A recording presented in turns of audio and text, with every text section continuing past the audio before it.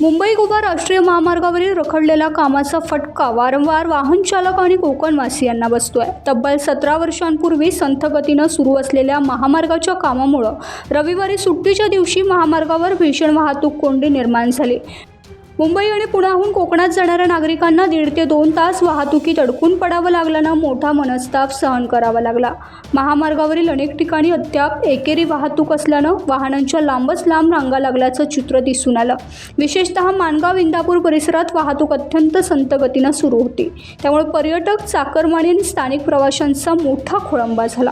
उन्हाळ्याच्या तीव्र झळांमधून वाहनांमध्ये अडकून पडलेल्या लहान मुलं, महिला आणि ज्येष्ठ नागरिकांचे हाल झाले। अनेकांनी सोशल मीडियावर संताप व्यक्त करत प्रशासनाच्या नियोजनावर प्रश्नचिन्ह उपस्थित केला।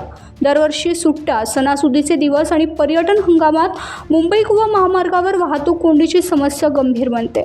मात्र रखडलेलं काम, अपूर्ण उड्डाणपूल, अरुंद रस्ते आणि पर्यायी मार्गांचा अभाव यामुळे परिस्थिती दिवसेंदिवस बिकट होत असल्याची भावना वाहन चालकांनी व्यक्त केली आहे। महामार्गाचं काम नेमकं कधी पूर्ण होणार आणि वाढत्या वाहतूक कोंडीवर प्रशासन कोणत्या कायमस्वरूपी तोडगा काढणार याकडे आता संपूर्ण कोकणवासियांसह पर्यटकांचेही लक्ष लागलं आहे।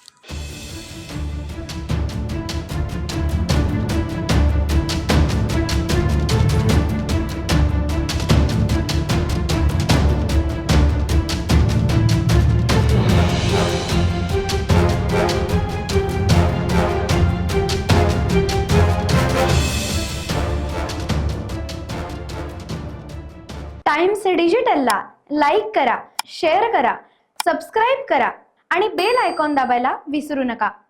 Times digital.